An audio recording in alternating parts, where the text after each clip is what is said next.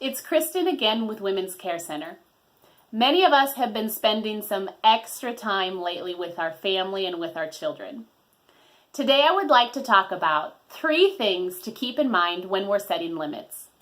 It's important for parents to remember the purpose of setting limits is not to restrict a child's freedom or their happiness. Rather, it's a way that we contribute to overall healthy development. A limit is simply a guideline that a parent puts in place to show children what is appropriate behavior. Setting limits gives children a sense of security and a safe place which they can explore the world around them. I know sometimes as parents it can often feel like our children are constantly pushing up against those rules. But studies actually show that children crave limits. It gives them a sense of peace in knowing that someone is in control. Setting limits can be extremely frustrating. So before we talk about it, let's breathe. With both feet flat on the ground, close your eyes and take your deep breath. As you exhale, imagine that frustration that you may be feeling leaving your mind. Today, I would like you to think about one specific reason why you love your child. It's important to remember the reason why we set limits is because of our love for our kids. Are you ready? 3 things to keep in mind when we're setting limits. Number 1, setting limits ahead of time allows parents to respond to a situation rather than to react. Clearly communicating limits and consequences before any boundary has been pushed helps us to respond with a clear, calm head. If I wait until an offense has taken place, I'm more likely to react out of my own anger and my own frustration. The goal of a consequence is not to punish a child, but rather to correct a behavior. And remember that limits are only beneficial when there's follow-through. Make it a goal in your mind to respond to a situation the exact same way every time.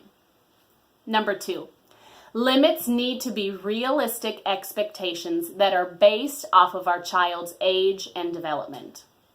Rules and limits will change over time as our children grow. As they grow, so does their understanding of what is and isn't appropriate behavior. When we're aware of where our child is developmentally, we know what his needs are. When I know what my child's needs are, I'm better prepared to enforce limits that will help to meet those needs. Number 3, reassure your child of your love each time you correct a misbehavior. It's extremely important to hug your child after a consequence is given. Make sure your little one understands that it is their behavior that makes you unhappy, but that your love for them has not changed. It can be really easy as parents to identify the misbehavior. We need to be sure that we're putting as much or more attention on identifying the good behavior.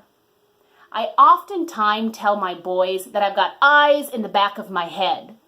I mean to say that I will always know when they do something wrong.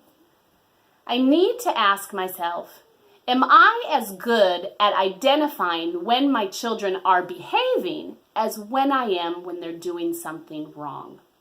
Positive reinforcement can really encourage a child to listen and continue with their good behavior. We need to be sure that we're as good at catching our children when they're behaving as when they're misbehaving. Let's recap. Number 1, clearly defining limits and consequences beforehand will allow parents to respond in a calm and loving manner. Number 2, limits need to be realistic. Understanding where our children are developmentally will help us to set them up for future success. Number 3, just as important as following through with a limit is that the love we give our children after the consequence has been given. Seek opportunities to bring attention to what your child is doing right. Limits and consequences can be positive and loving when we focus on learning through mistakes and not punishing bad behavior. Here's your daily reminder to do your highs and your hurts. Tonight, when you're tucking your child into bed, ask them what the best part of their day was. It usually surprises me what my boys come up with. It's not my best part of the day for sure.